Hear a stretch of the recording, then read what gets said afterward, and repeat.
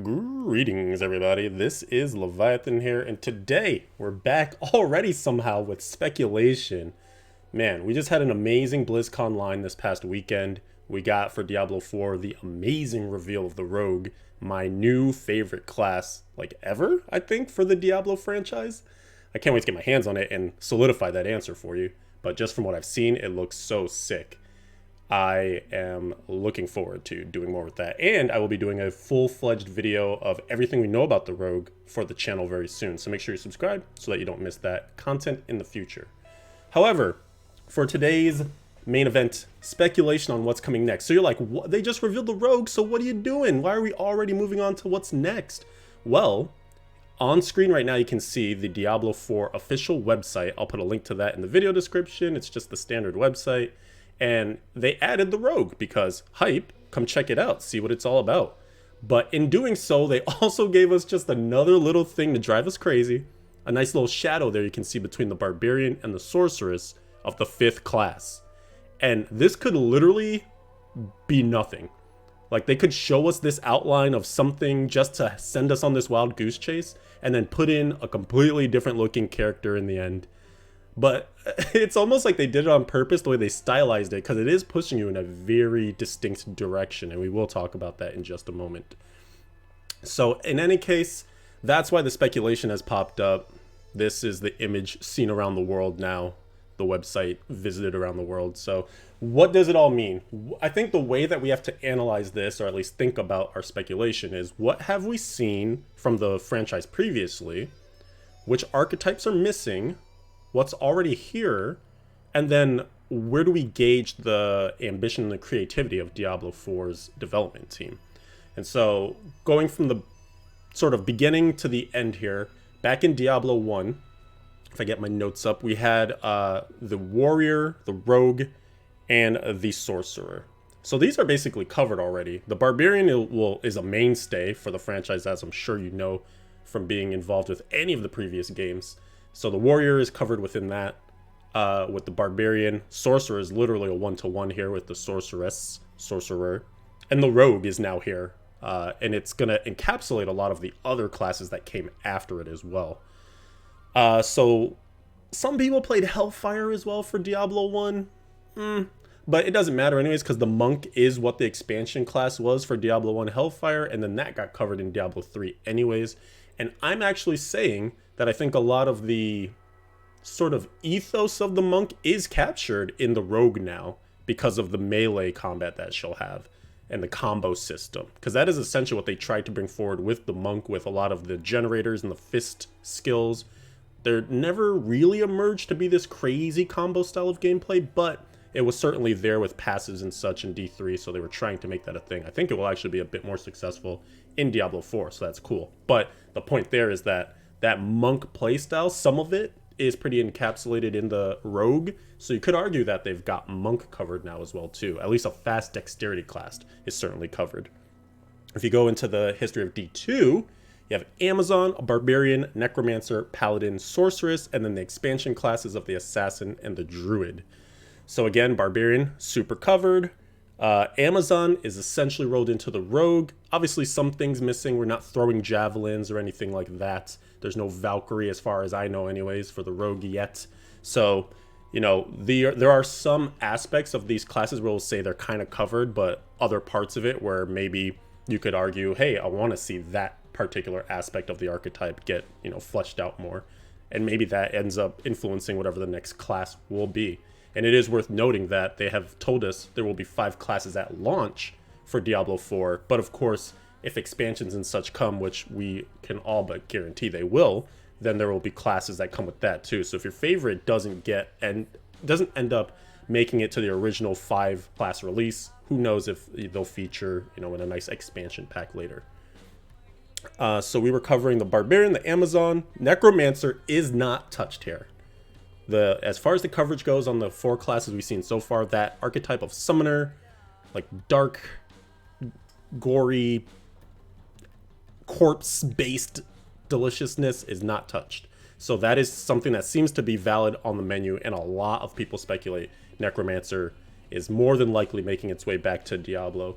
especially because it's such a beloved class. It was so beloved, in fact, from D2 days that they did bring it forward to D3 as just a standalone Rise of the Necromancer expansion pack, downloadable content, but they didn't want to call it that either, character pack for Diablo 3. Paladin is also not touched. We do have some melee warriors here with the Barb and even the Rogue and the Druid, but the Barb is certainly melee just incarnate, just crazy strength smash, blow everything up in melee range. The Druid's Gambit is more about the shape-shifting and the control of the elements, so while it will be battling in melee, that's not necessarily what you think of when you're like, what is the like true characteristic of the Druid? And then for the Paladin, yes, melee, also a bit mid-range with things like Blessed Hammer and such, but mainly the archetype there is auras, holy, faith in the light kind of thing, a lot of hopefulness with that character. And I was actually just arguing with Dread Scythe yesterday on the West March workshop. If you haven't seen that episode yet, definitely go check it out. We covered a lot of good stuff post BlizzCon. And he says that the world is so dark in Diablo 4, the setting that they're setting up, that a Paladin or a Crusader or something like that wouldn't even make sense, because they're just like too hopeful, they're too bright in a way. And he would actually go in a different direction that would be more of like, you still have someone that's very like faithful to the gods and such, or like to Akarat, but they've lost their way a bit, or they're very skeptical now, so like a heretic or Inquisitor, somebody that's like driven by faith but driven a little mad now too, and a little bit to the darker side. And I say you could even take that further and go like a Death Knight direction.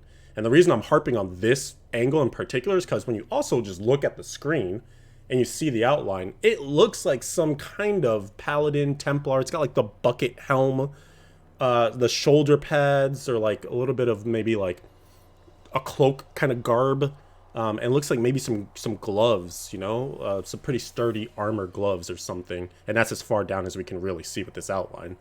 So I think that is the direction that they're kind of pushing us. When I say they, I mean the developers or whoever put this nice gift together.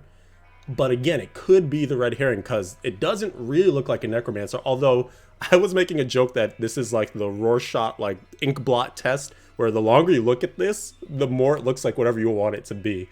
Because even on the Dangstream podcast, some people were looking at it. It's like, well, if you kind of look, it looks like it could be the Necromancers here, like kind of flowing down.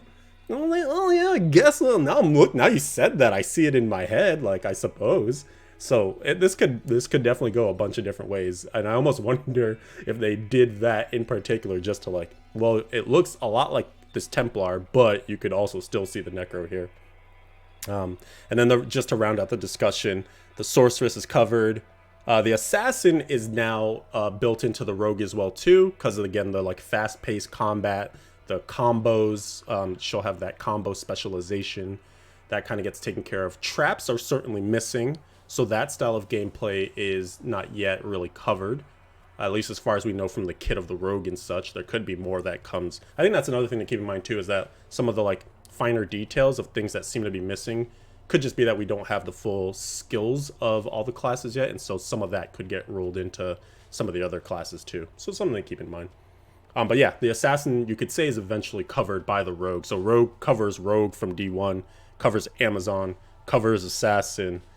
Druid is 1-to-1 with the Druid here in Diablo 4 from Diablo 2. And then if we get into D3, just to bring back the Rogue very quickly, Demon Hunter is essentially a rolled up version of Amazon and Assassin from D2. And so you could say that that gets carried forward as well within the Rogue, because she's a rolled up version of all sorts of, past dexterity, acuity. So that's that.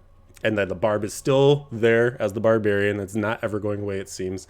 Again, like I mentioned, the Monk kind of seems to be encapsulated with this Rogue as well too, with the double melee, dual weapon side of her kit. The Witch Doctor, I don't think the Witch Doctor itself is really coming back, because it seems to be the least beloved class for Diablo.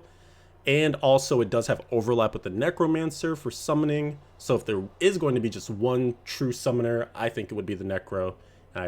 Unfortunately for my Witch Doctor friends out there, I just don't see it. I'm sorry. And even in Diablo Immortal, which is another game that's in development and coming out later, potentially this year, for the franchise, even that's not going to have a witch doctor. So it just seems to have gone by the wayside. But they did say for Immortal, at least, to give you a little thread of hope, that there will be additional classes added to that game. So maybe down the line, witch doctor will be there. But at least at release, you're not going to see one for Immortal. And I don't think you'll see one for Diablo 4 as well. And then the wizard is like the sorceress, the cousin of the sorceress, if you will. Same spell casting, magic wielder. So that's covered from Diablo 3. And again, crusader is kind of like cousin of the paladin, if you will. So again, that holy archetype is indeed missing. Holy warrior. And necro is necro from D3, D2, and maybe carried forward to D4 here as well. So that's pretty much the speculation. The other side of this, the last thing I had mentioned in my opening, was how ambitious and how inventive do we think the team wants to be? Because like I've been saying along the way, a lot of these archetypes from the past are covered. But how much of the past do you want to recreate as an artist, as a developer, as somebody that's like really trying to get creative? Maybe you want to just go in a brand new direction. You can say they started to stretch their wings a little bit with the rogue, because it's not just your standard bow and arrow, I shoot from afar with physical damage. They decided to take it a little bit further with giving it that melee system, being able to seamlessly go back and forth between melee and range as a hybrid version of it. And I think that's cool because they basically said, yes, let's do something we've done, but let's not do it exactly the way we've done it. And I hope to see more innovation like that. I think that's almost them saying like, here's something familiar, but a twist. And then maybe that allows them to say we've covered pretty much all our bases. Let's make something that's fully twisted, just a brand new take on something from the past, or just a brand new thing, period. So like a Death Knight or something maybe comes onto the table at that point. However, if I had to be a gambling betting man, I just think it's the Necromancer, because there's so much clamoring for it. It was so popular and done so well in the past games, and it's just such a storied archetype that's missing. My guess is it's going to be the Necromancer. But I want to hear from y'all out there. What do you all think? Is the speculation already driving you crazy? Do you have some grand ideas? Have you seen a theory out there that holds a lot of water? Throw it in the comments. Let's talk about it. This stuff is always fun to me. I have no idea what it is, and I can't wait to view this video a year or two from now and be like, wow, we were just wrong. Look at we'll see the new campfire, and it'll be like super tall Ent or Gandalf or something. I don't know. let's just wait and see, I guess. But let's talk it up in the meantime too. So until the next video, everybody, thank you so much for watching this one. Again, make sure you sub so that you don't miss any future content coming to the channel. There's gonna be a lot. And I will catch you next time. Adios for now.